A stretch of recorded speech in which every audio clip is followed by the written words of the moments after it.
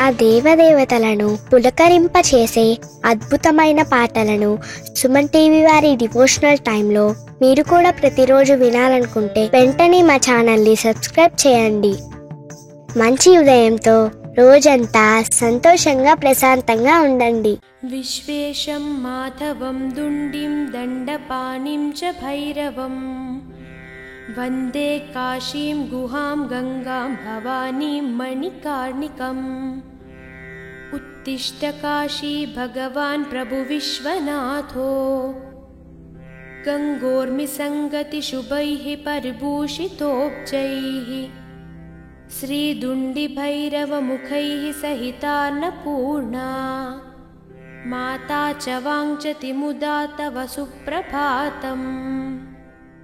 Brahma మురారిస్త్రిపునాంతకారిః భానుః Shashi భూమిసుతో బుధశ్చ గురుశ్చ శుక్రః శనిరాహుకేతవః కుర్వంతు survey భువి సుప్రభాతం.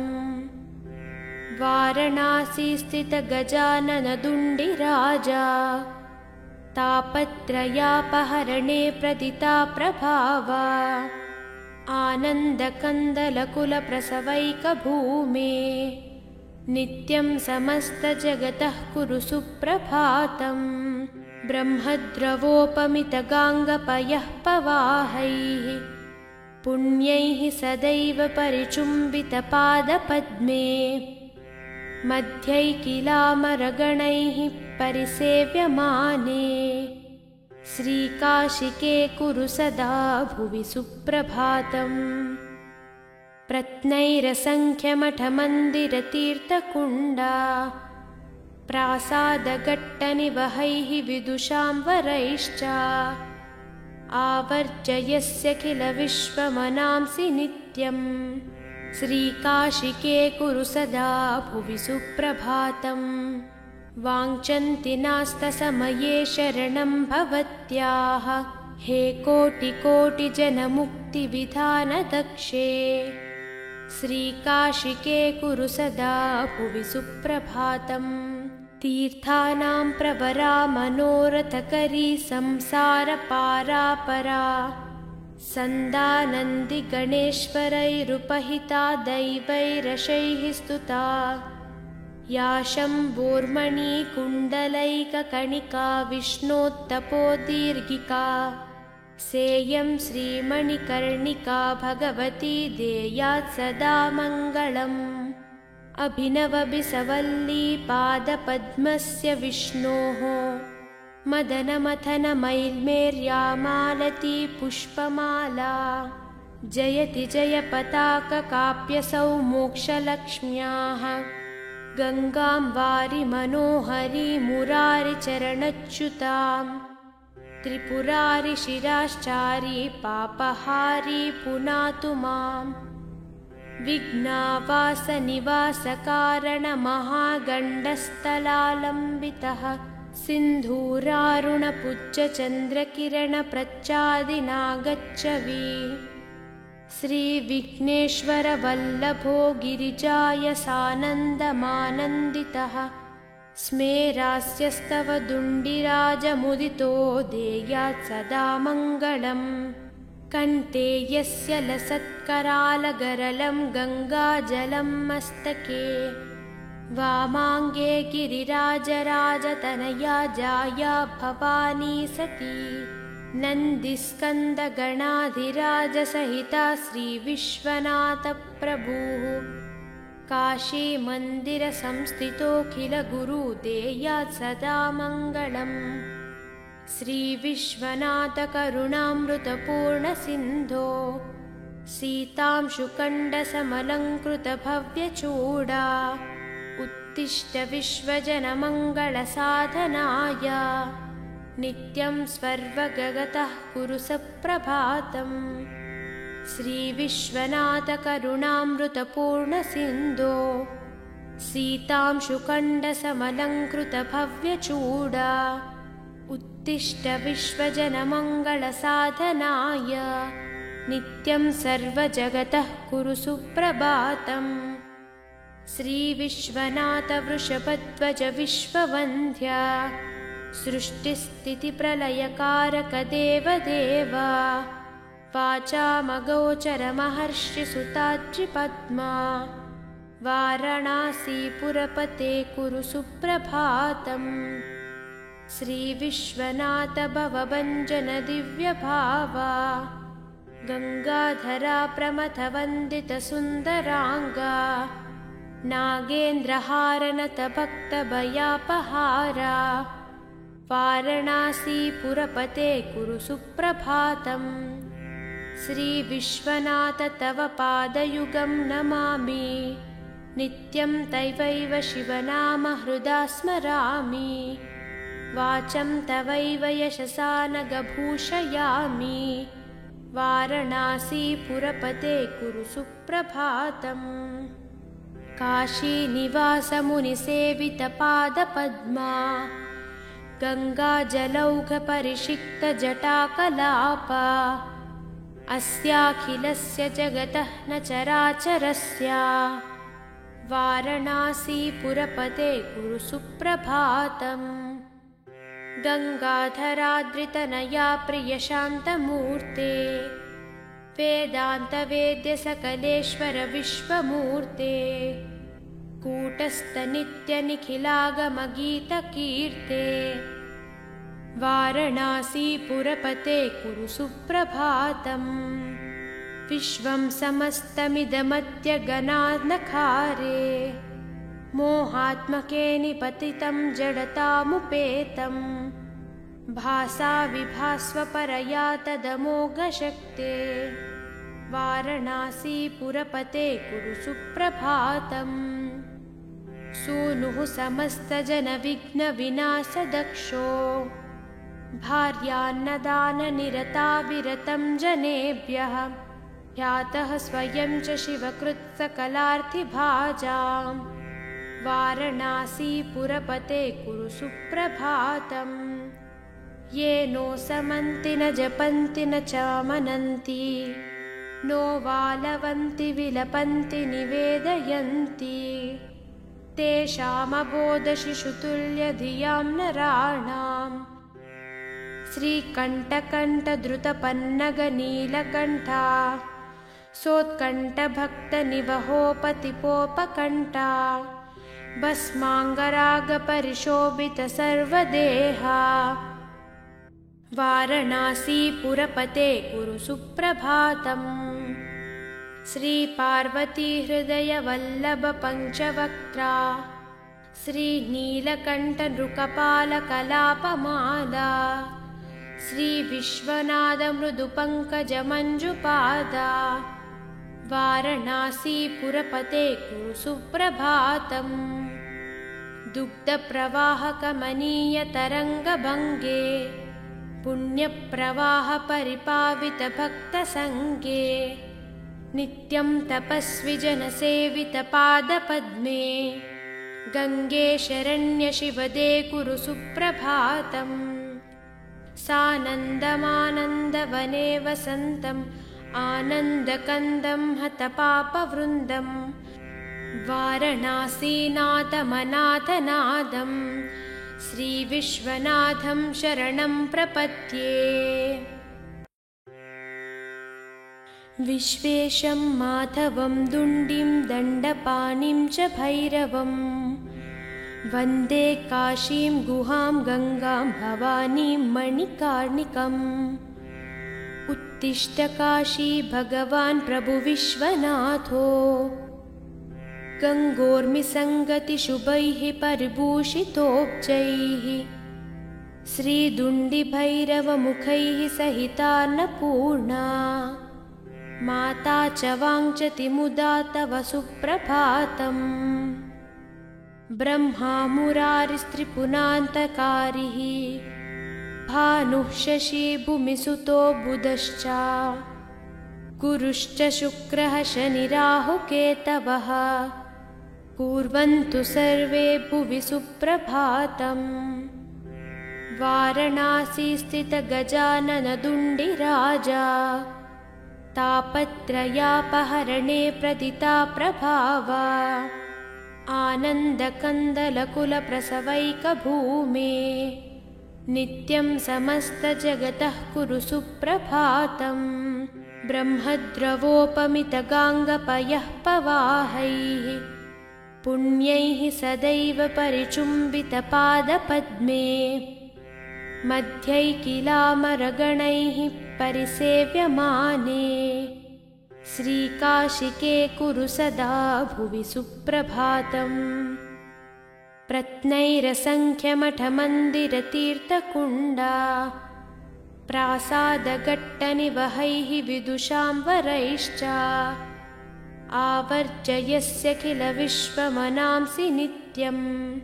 श्रीकाशिके कुरु सदा भुवि सुप्रभातम्। वाञ्छन्ति नास्तसमये शरणं भवत्याः हे कोटिकोटिजनमुक्तिविधानदक्षे। श्रीकाशिके कुरु सदा भुवि सुप्रभातम्। तीर्थानां प्रवरा मनोरथकरी संसारपारापरा सन्दानन्दिगणेश्वरैरुपहिता दैवैरशैः स्तुता या शम्भोर्मणिकुण्डलैककणिका विष्णोत्तपोदीर्घिका सेयं श्रीमणिकर्णिका भगवती देयात् सदा मङ्गलम्। अभिनवबिसवल्ली पादपद्मस्य विष्णोः मदनमथनमैल्मेर्यामालती पुष्पमाला जयति जयपताककाप्यसौ मोक्षलक्ष्म्याः गङ्गां वारि मनोहरी मुरारिचरणच्युतां त्रिपुरारि शिराश्चारी पापहारी पुनातु माम्। विघ्नावासनिवासकारणमहागण्डस्थलालम्बितः सिन्धूरारुणपुज्जचन्द्रकिरणप्रच्चादिनागच्छवि श्रीविघ्नेश्वरवल्लभो गिरिजायसानन्दमानन्दितः स्मेरास्यस्तव दुण्डिराजमुदितो देयात् सदा मङ्गलम्। कण्ठे यस्य लसत्करालगरलं गङ्गाजलं मस्तके वामाङ्गे गिरिराजराजतनया जाया भवानी सती नन्दिस्कन्दगणाधिराजसहिता श्रीविश्वनाथप्रभुः काशीमन्दिरसंस्थितोऽखिलगुरु देयात् सदा मङ्गलम्। श्रीविश्वनाथकरुणामृतपूर्णसिन्धो सीतांशुकण्डसमलङ्कृतभव्यचूडा उत्तिष्ठ विश्वजनमङ्गलसाधनाय नित्यं स्वर्वगतः कुरु सुप्रभातम्। श्रीविश्वनाथकरुणामृतपूर्णसिन्धो सीतांशुकण्डसमलङ्कृतभव्यचूडा उत्तिष्ठ विश्वजनमङ्गलसाधनाय नित्यं सर्वजगतः कुरु सुप्रभातम्। श्रीविश्वनाथवृषभध्वज विश्ववन्द्या सृष्टिस्थितिप्रलयकारक देवदेव वाचामगोचरमहर्षिसुताद्रिपद्मा वाराणसीपुरपते कुरु सुप्रभातम्। श्रीविश्वनाथ भवभञ्जन दिव्यभावा गङ्गाधरा प्रमथवन्दितसुन्दराङ्गा नागेन्द्रहारनतभक्तभयापहारा वाराणसीपुरपते कुरु सुप्रभातम्। श्रीविश्वनाथ तव पादयुगं नमामि नित्यं तवैव शिवनाम हृदा स्मरामि वाचं तवैव यशसा नगभूषयामि वाराणसीपुरपते कुरु सुप्रभातम्। काशीनिवासमुनिसेवितपादपद्मा गङ्गाजलौघपरिषिक्तजटाकलापा अस्याखिलस्य जगतः न चराचरस्य वाराणसीपुरपते कुरु सुप्रभातम्। गङ्गाधराद्रितनया प्रियशान्तमूर्ते वेदान्तवेद्य सकलेश्वर विश्वमूर्ते कूटस्थ नित्यनिखिलागमगीतकीर्ते वारणासीपुरपते कुरु सुप्रभातम् विश्वं समस्तमिदमत्यगनानखारे मोहात्मके निपतितं जडतामुपेतं भासा विभास्वपरया तदमोघशक्ते वारणासीपुरपते कुरु सुप्रभातम् सूनुः समस्तजनविघ्नविनाशदक्षो भार्यान्नदाननिरता विरतं जनेभ्यः ह्यातः स्वयं च शिवकृत्सकलार्थिभाजां वारणासीपुरपते कुरु सुप्रभातम् ये नो समन्ति न जपन्ति न चामनन्ति नो वालवन्ति विलपन्ति निवेदयन्ति तेषामबोधशिशुतुल्यधियां नराणां श्रीकण्ठकण्ठद्रुतपन्नगनीलकण्ठा सोत्कण्ठभक्तनिवहोपतिपोपकण्ठा भस्माङ्गरागपरिशोभितसर्वदेहा वारणासीपुरपते कुरु सुप्रभातम् श्रीपार्वतीहृदयवल्लभपञ्चवक्त्रा श्रीनीलकण्ठनृकपालकलापमाला श्रीविश्वनाथमृदुपङ्कजमञ्जुपादा वारणासीपुरपते कुरु सुप्रभातम् दुग्धप्रवाहकमनीयतरङ्गभङ्गे पुण्यप्रवाहपरिपावितभक्तसङ्गे नित्यं तपस्विजनसेवितपादपद्मे गङ्गे शरण्यशिवदे कुरु सुप्रभातम् सानन्दमानन्दवने वसन्तम् आनन्दकन्दं हतपापवृन्दं वारणासीनाथमनाथनादं श्रीविश्वनाथं शरणं प्रपद्ये विश्वेशं माधवं दुण्डिं दण्डपाणिं च भैरवं वन्दे काशीं गुहां गङ्गां भवानीं मणिकार्णिकम् उत्तिष्ठ काशी भगवान् प्रभु विश्वनाथो गङ्गोर्मिसङ्गतिशुभैः परिभूषितोब्जैः श्रीदुण्डिभैरवमुखैः सहितान्नपूर्णा माता च वाञ्छति मुदा तव सुप्रभातम् ब्रह्मा मुरारिस्त्रिपुरान्तकारिः भानुः शशी भूमिसुतो बुधश्च गुरुश्च शुक्रः शनिराहुकेतवः कुर्वन्तु सर्वे भुवि सुप्रभातम् वारणासी स्थितगजाननदुण्डिराजा तापत्रयापहरणे प्रदिता प्रभावा आनन्दकन्दलकुलप्रसवैकभूमे नित्यं समस्तजगतः कुरु सुप्रभातम् ब्रह्मद्रवोपमितगाङ्गपयः पवाहैः पुण्यैः सदैव परिचुम्बितपादपद्मे मध्यैकिलामरगणैः परिसेव्यमाने श्रीकाशिके कुरु सदा भुवि सुप्रभातम् प्रत्नैरसङ्ख्यमठमन्दिरतीर्थकुण्डा प्रासादघट्टनिवहैः विदुषां वरैश्च आवर्जयस्य किल विश्वमनांसि नित्यम् श्रीकाशिके कुरु सदा भुवि सुप्रभातम् वाञ्छन्ति नास्तसमये शरणं भवत्याः हे कोटिकोटिजनमुक्तिविधानदक्षे श्रीकाशिके कुरु सदा भुवि सुप्रभातम् तीर्थानां प्रवरा मनोरथकरी संसारपारापरा सन्दानन्दिगणेश्वरैरुपहिता दैवैरशैः स्तुता या शम्भोर्मणिकुण्डलैककणिका विष्णोत्तपोदीर्घिका सेयं श्रीमणिकर्णिका भगवती देयात् सदा मङ्गलम्।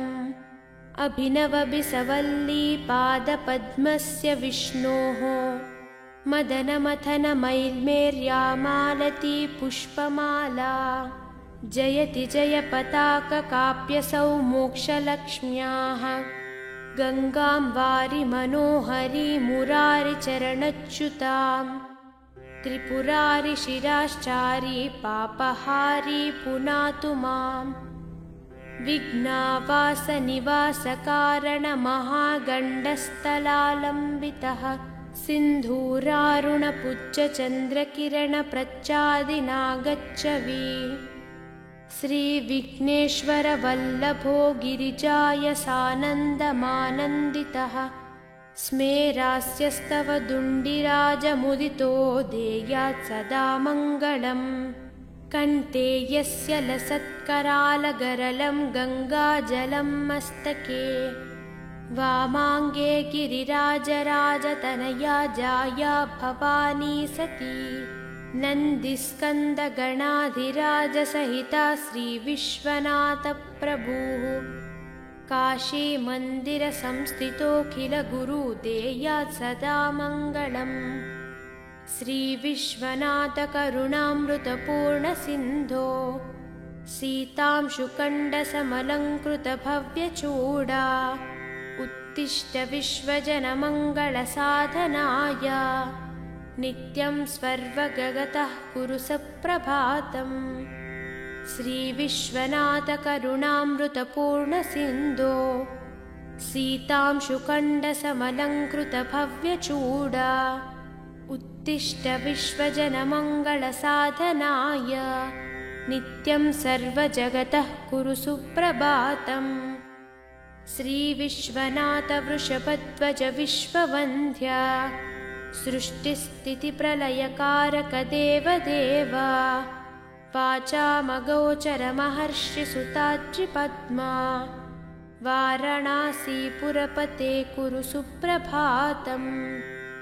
श्रीविश्वनाथ भवभञ्जन दिव्यभावा गङ्गाधरा प्रमथवन्दितसुन्दराङ्गा नागेन्द्रहारनतभक्तभयापहारा वाराणसीपुरपते कुरु सुप्रभातम्। श्रीविश्वनाथ तव पादयुगं नमामि नित्यं तवैव शिवनाम हृदा स्मरामि वाचं तवैव यशसा नगभूषयामि वाराणसीपुरपते कुरु सुप्रभातम्। काशीनिवासमुनिसेवितपादपद्मा गङ्गाजलौघपरिषिक्तजटाकलापा अस्याखिलस्य जगतः न चराचरस्य वाराणसीपुरपते कुरु सुप्रभातम्। गङ्गाधराद्रितनया प्रियशान्तमूर्ते वेदान्तवेद्यसकलेश्वर विश्वमूर्ते कूटस्थनित्यनिखिलागमगीतकीर्ते वाराणसीपुरपते कुरु सुप्रभातम्। विश्वं समस्तमिदमत्यगनानखारे मोहात्मके निपतितं जडतामुपेतं भासा विभास्वपरया तदमोघशक्ते वाराणसीपुरपते कुरु सुप्रभातम्। सूनुः समस्तजनविघ्नविनाशदक्षो भार्यान्नदाननिरता विरतं जनेभ्यः ह्यातः स्वयं च शिवकृत्सकलार्थिभाजाम् वाराणसीपुरपते कुरु सुप्रभातम्। ये नो समन्ति न जपन्ति न चामनन्ति नो वालवन्ति विलपन्ति निवेदयन्ति तेषामबोधशिशुतुल्यधियां नराणाम् श्रीकण्ठकण्ठधृतपन्नगनीलकण्ठा सोत्कण्ठभक्तनिवहोपतिपोपकण्ठा भस्माङ्गरागपरिशोभितसर्वदेहा वारणासीपुरपते कुरु सुप्रभातम्। श्रीपार्वतीहृदयवल्लभपञ्चवक्त्रा श्रीनीलकण्ठनृकपालकलापमाला श्रीविश्वनाथमृदुपङ्कजमञ्जुपादा वारणासीपुरपते कुरु सुप्रभातम्। दुग्धप्रवाहकमनीयतरङ्गभङ्गे पुण्यप्रवाहपरिपावितभक्तसङ्गे नित्यं तपस्विजनसेवितपादपद्मे गङ्गे शरण्यशिवदे कुरु सुप्रभातम्। सानन्दमानन्दवने वसन्तम् आनन्दकन्दं हतपापवृन्दं वारणासीनाथमनाथनादं श्रीविश्वनाथं शरणं प्रपद्ये। विश्वेशं माधवं दुण्डिं दण्डपाणिं च भैरवं वन्दे काशीं गुहां गङ्गां भवानीं मणिकार्णिकम्। उत्तिष्ठ काशी भगवान् प्रभु विश्वनाथो गङ्गोर्मिसङ्गतिशुभैः परिभूषितोब्जैः श्रीदुण्डिभैरवमुखैः सहितान्नपूर्णा माता च वाञ्छति मुदा तव सुप्रभातम्। ब्रह्मा मुरारिस्त्रिपुरान्तकारिः भानुः शशी भूमिसुतो बुधश्च गुरुश्च शुक्रः शनिराहुकेतवः कुर्वन्तु सर्वे भुवि सुप्रभातम्। वारणासी स्थित गजानन दुण्डिराजा तापत्रयापहरणे प्रदिता प्रभावा आनन्दकन्दलकुलप्रसवैकभूमे नित्यं समस्तजगतः कुरु सुप्रभातम्। ब्रह्मद्रवोपमितगाङ्गपयः पवाहैः पुण्यैः सदैव परिचुम्बितपादपद्मे मध्यैकिलामरगणैः परिसेव्यमाने श्रीकाशिके कुरु सदा भुवि सुप्रभातम्। प्रत्नैरसङ्ख्यमठमन्दिरतीर्थकुण्डा प्रासादघट्टनिवहैः विदुषां वरैश्च आवर्जयस्य किल विश्वमनांसि नित्यम् श्रीकाशिके कुरु सदा भुवि सुप्रभातम्। वाञ्छन्ति नास्तसमये शरणं भवत्याः हे कोटिकोटिजनमुक्तिविधानदक्षे श्रीकाशिके कुरु सदा भुवि सुप्रभातम्। तीर्थानां प्रवरा मनोरथकरी संसारपारापरा सन्दानन्दिगणेश्वरैरुपहिता दैवैरशैः स्तुता या शम्भोर्मणि कुण्डलैककणिका विष्णोत्तपोदीर्घिका सेयं श्रीमणिकर्णिका भगवती देयात् सदा मङ्गलम्।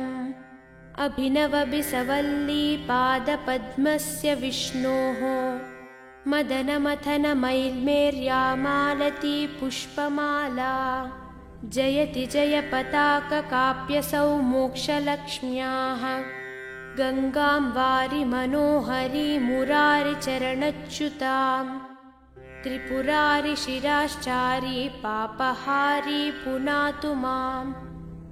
विघ्नावासनिवासकारणमहागण्डस्थलालम्बितः सिन्धूरारुणपुज्जचन्द्रकिरणप्रच्चादिनागच्छवि श्रीविघ्नेश्वरवल्लभो गिरिजाय सानन्दमानन्दितः स्मेरास्यस्तव दुण्डिराजमुदितो देयात् सदा मङ्गलम्।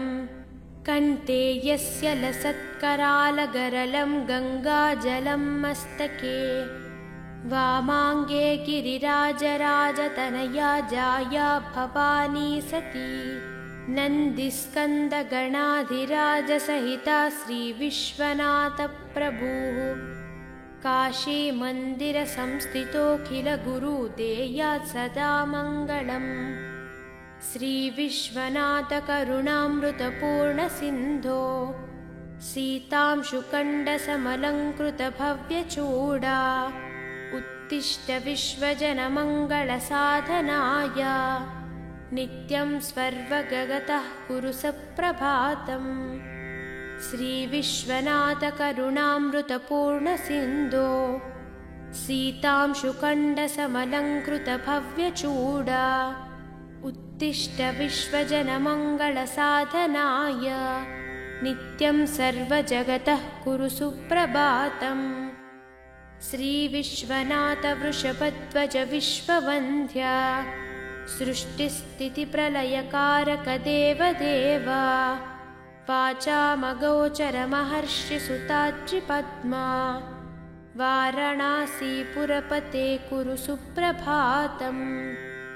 श्रीविश्वनाथ भवभञ्जन दिव्यभावा गङ्गाधरा प्रमथवन्दितसुन्दराङ्गा नागेन्द्रहारनत भक्तभयापहारा वाराणसीपुरपते कुरु सुप्रभातम्। श्रीविश्वनाथ तव पादयुगं नमामि नित्यं तवैव शिवनाम हृदा स्मरामि वाचं तवैव यशसा नगभूषयामि वाराणसीपुरपते कुरु सुप्रभातम्। काशीनिवासमुनिसेवितपादपद्मा गङ्गाजलौघपरिषिक्तजटाकलापा अस्याखिलस्य जगतः न चराचरस्य वाराणसीपुरपते कुरु सुप्रभातम्। गङ्गाधराद्रितनया प्रियशान्तमूर्ते वेदान्तवेद्य सकलेश्वर विश्वमूर्ते कूटस्थनित्यनिखिलागमगीतकीर्ते वाराणसीपुरपते कुरु सुप्रभातम्। विश्वं समस्तमिदमत्यगनानखारे मोहात्मके निपतितं जडतामुपेतं भासा विभास्वपरया तदमोघशक्ते वाराणसीपुरपते कुरु सुप्रभातम्। सूनुः समस्तजनविघ्नविनाशदक्षो भार्यान्नदाननिरता विरतं जनेभ्यः ह्यातः स्वयं च शिवकृत्सकलार्थिभाजां वाराणसीपुरपते कुरु सुप्रभातम्।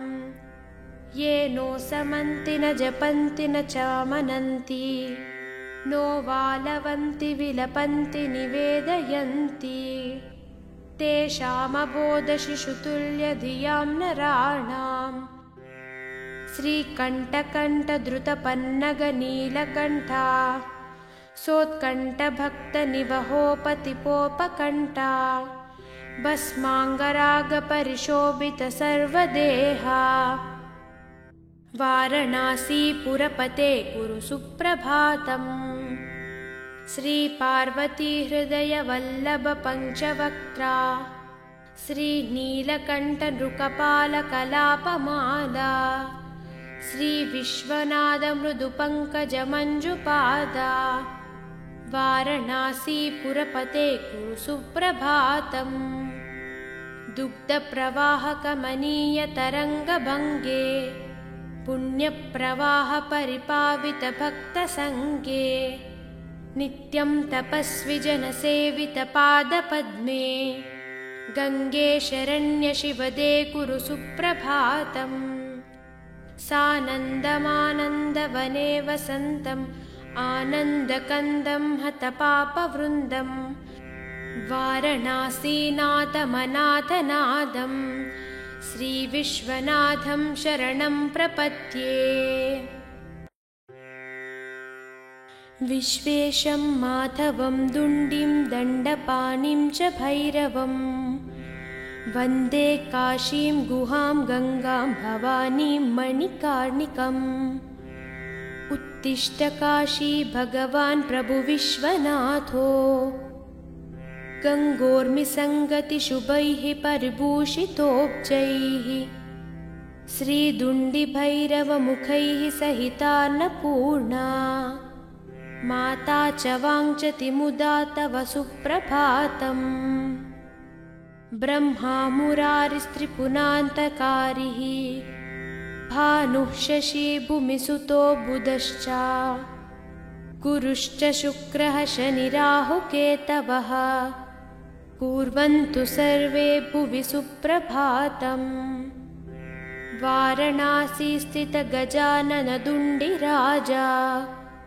तापत्रयापहरणे प्रदिता प्रभावा आनन्दकन्दलकुलप्रसवैकभूमे नित्यं समस्तजगतः कुरु सुप्रभातम् ब्रह्मद्रवोपमितगाङ्गपयः पवाहैः पुण्यैः सदैव परिचुम्बितपादपद्मे मध्यैकिलामरगणैः परिसेव्यमाने श्रीकाशिके कुरु सदा भुवि सुप्रभातम् प्रत्नैरसङ्ख्यमठमन्दिरतीर्थकुण्डा प्रासादघट्टनिवहैः विदुषां वरैश्च आवर्जयस्य किल विश्वमनांसि नित्यम् श्रीकाशिके कुरु सदा भुवि सुप्रभातम् वाञ्छन्ति नास्तसमये शरणं भवत्याः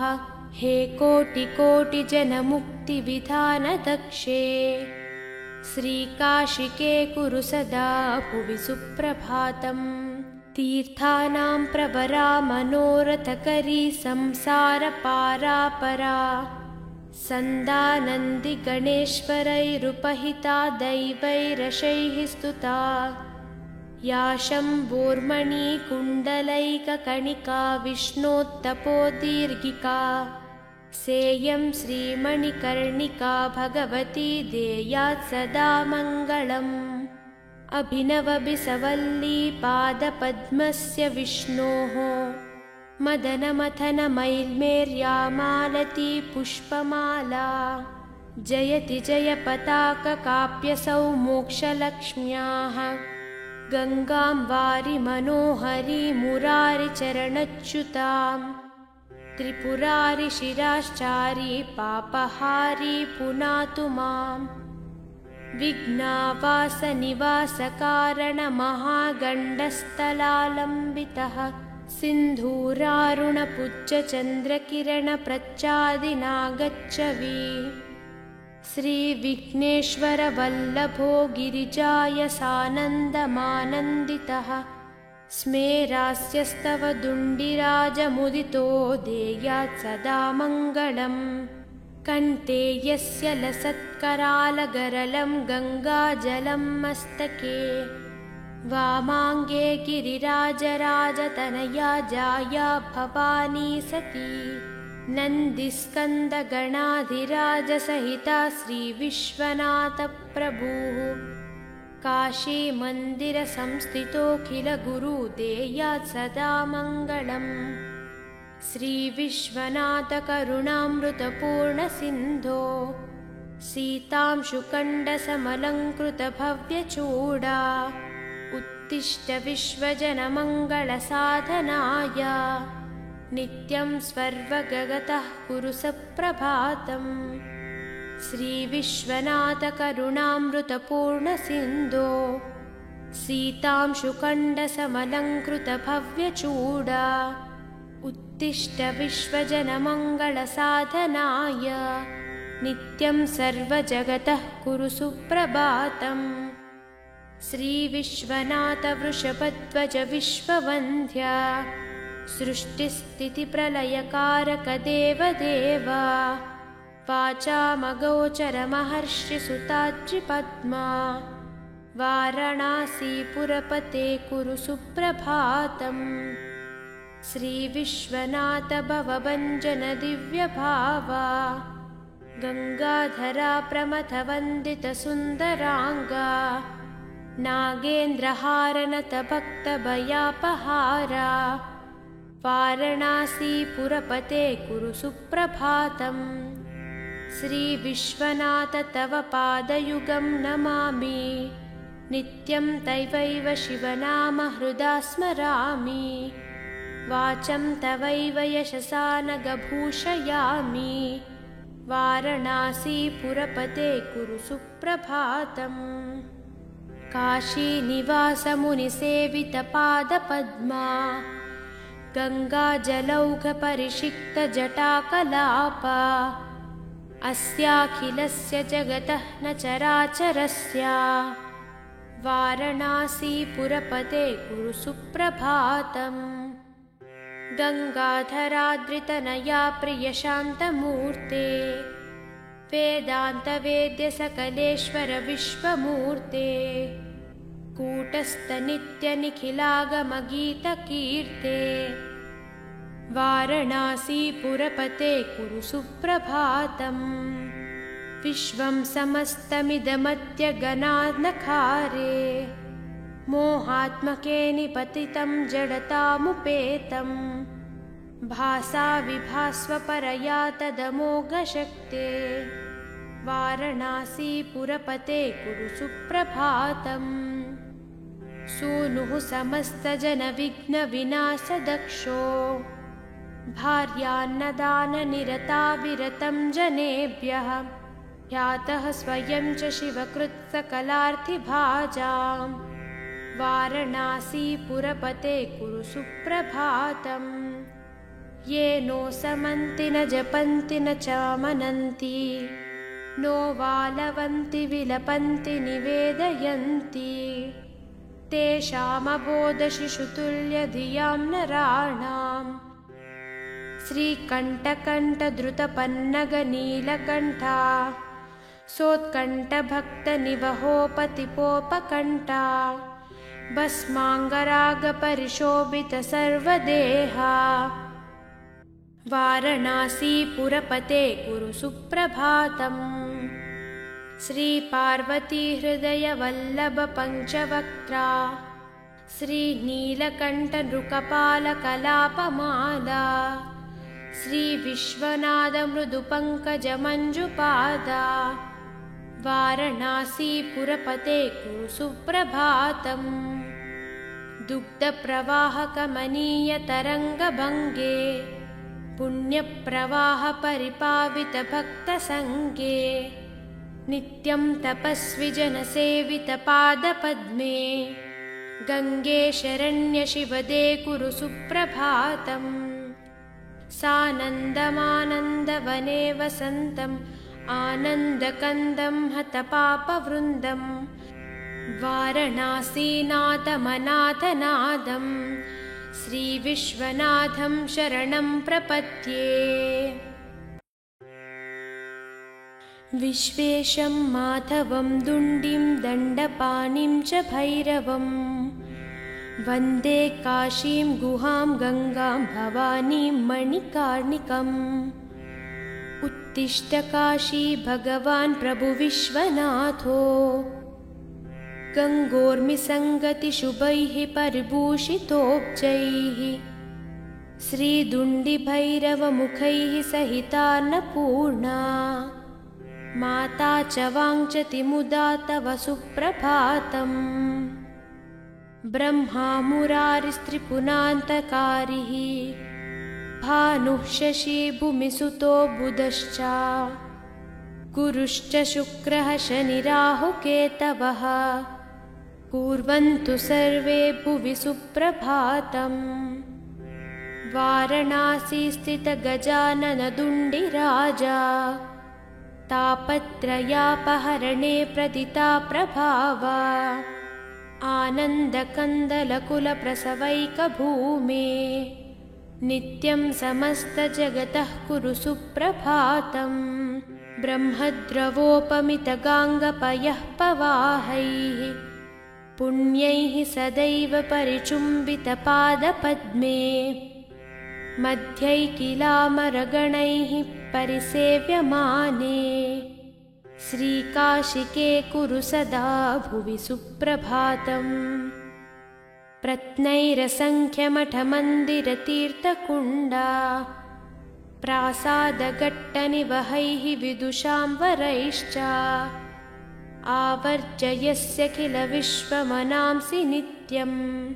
श्रीकाशिके कुरु सदा भुवि सुप्रभातम्।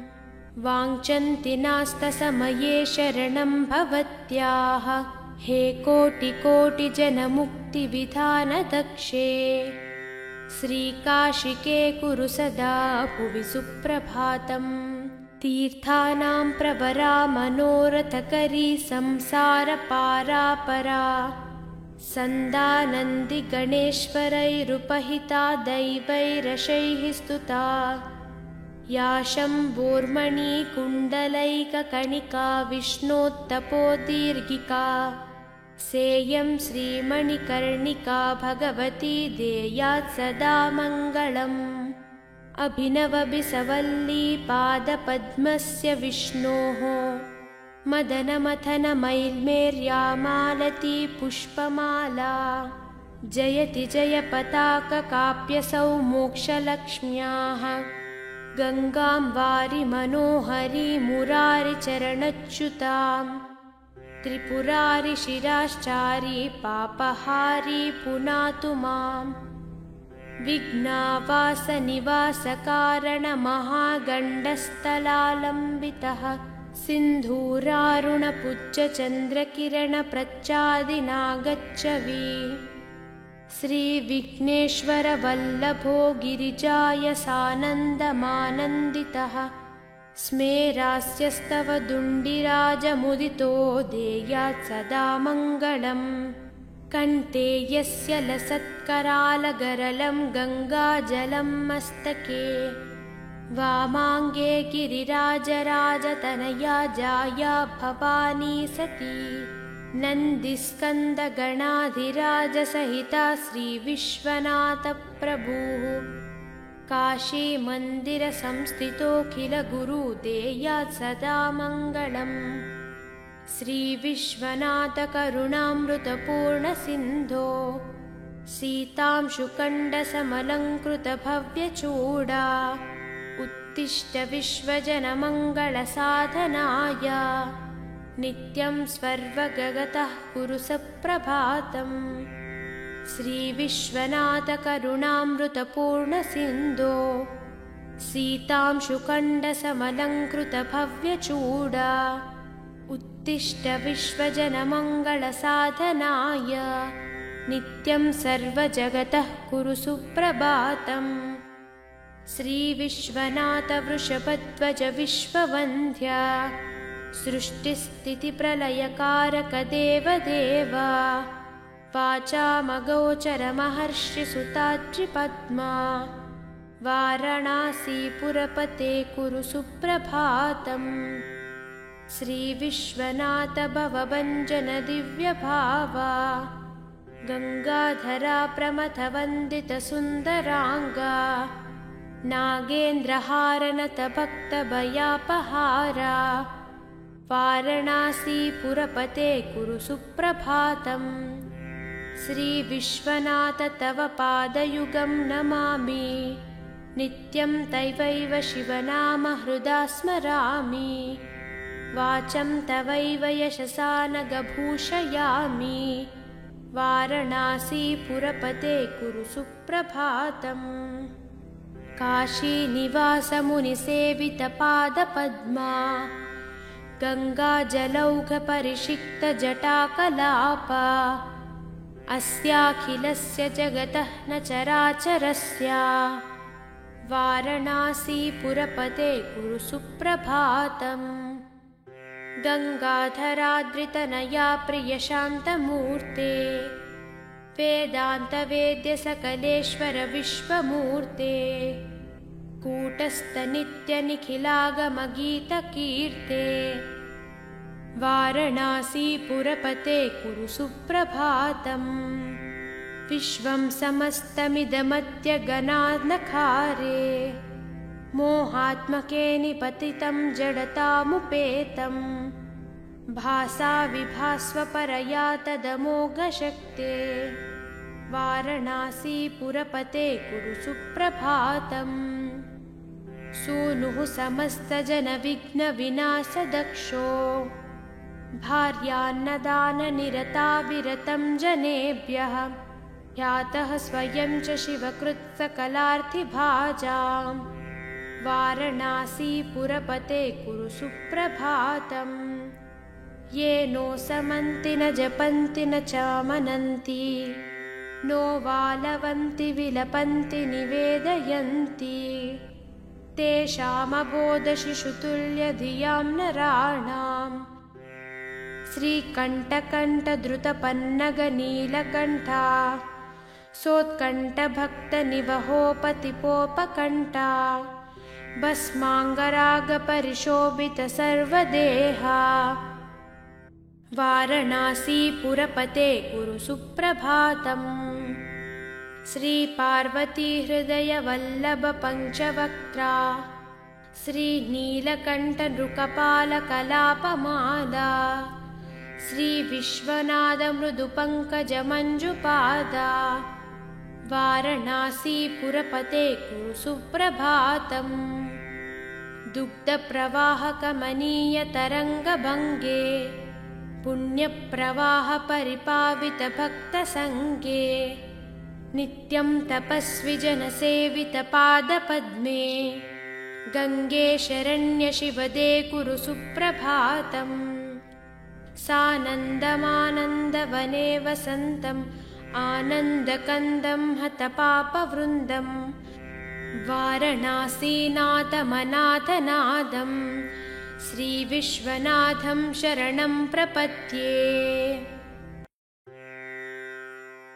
विश्वेशं माधवं दुण्डिं दण्डपाणिं च भैरवं वन्दे काशीं गुहां गङ्गां भवानीं मणिकार्णिकम् उत्तिष्ठ काशी भगवान् प्रभु विश्वनाथो गङ्गोर्मिसङ्गतिशुभैः परिभूषितोब्जैः श्रीदुण्डिभैरवमुखैः सहितान्नपूर्णा माता च वाञ्छति मुदा तव सुप्रभातम् ब्रह्मा मुरारिस्त्रिपुरान्तकारिः भानुः शशी भूमिसुतो बुधश्च गुरुश्च शुक्रः शनिराहुकेतवः कुर्वन्तु सर्वे भुवि सुप्रभातम् वारणासी स्थित गजानन दुण्डिराजा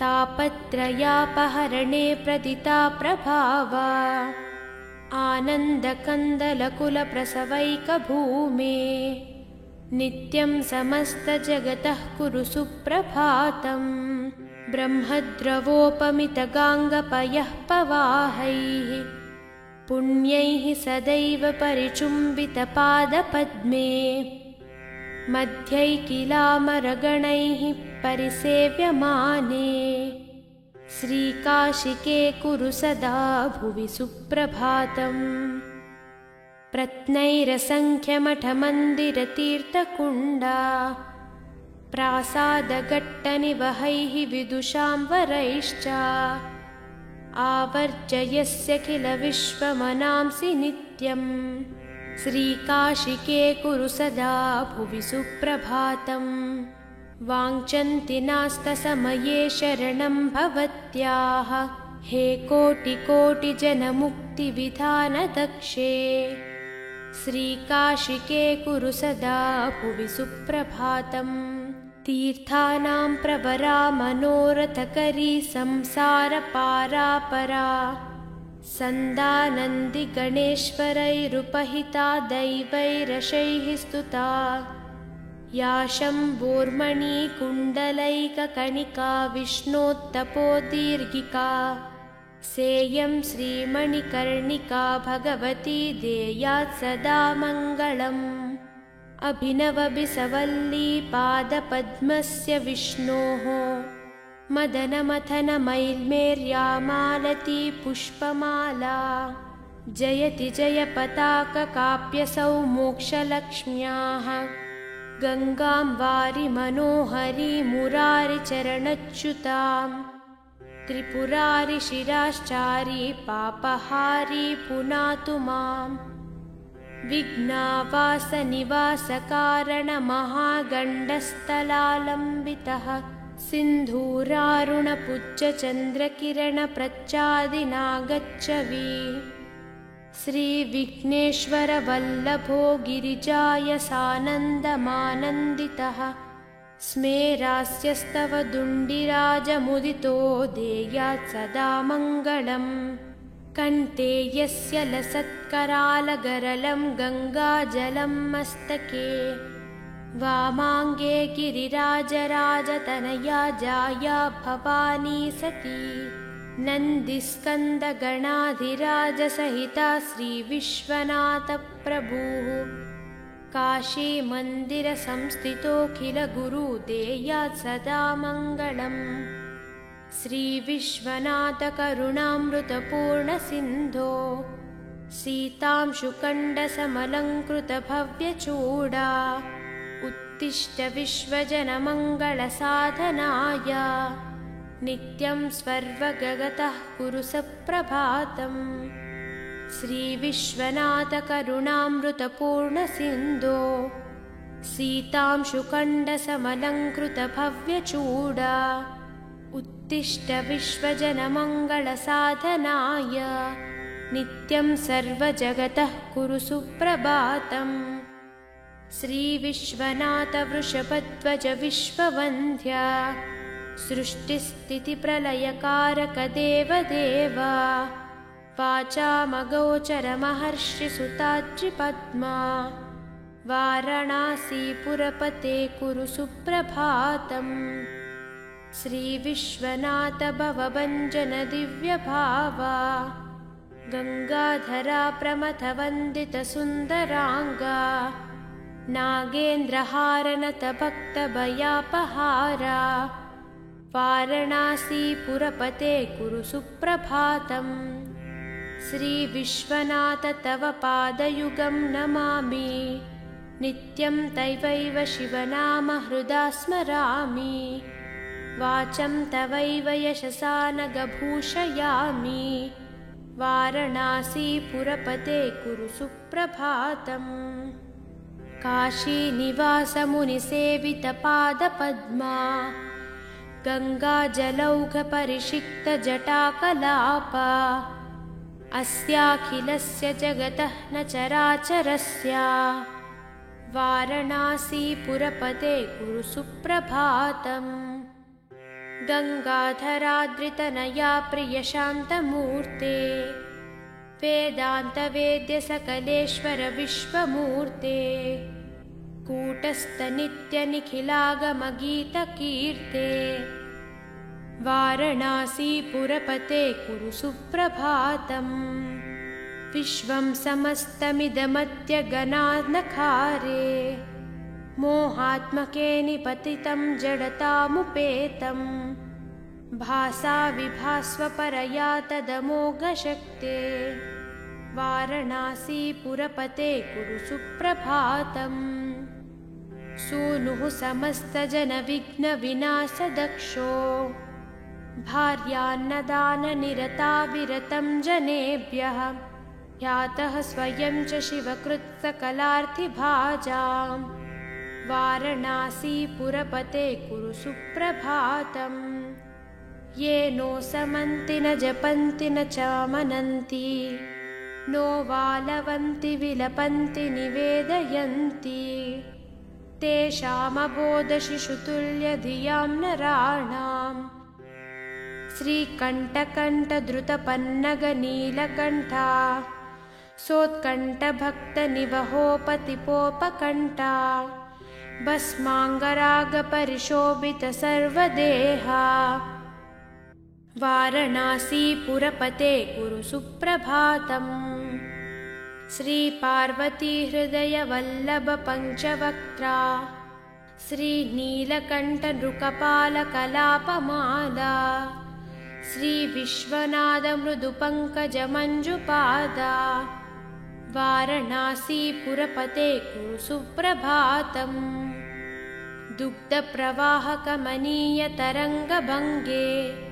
पुण्यप्रवाहपरिपावितभक्तसङ्गे नित्यं तपस्विजनसेवितपादपद्मे गङ्गे शरण्यशिवदे कुरु सुप्रभातम् सानन्दमानन्दवने वसन्तम् आनन्दकन्दं हतपापवृन्दं वारणासीनाथमनाथनादं श्रीविश्वनाथं शरणं प्रपद्ये।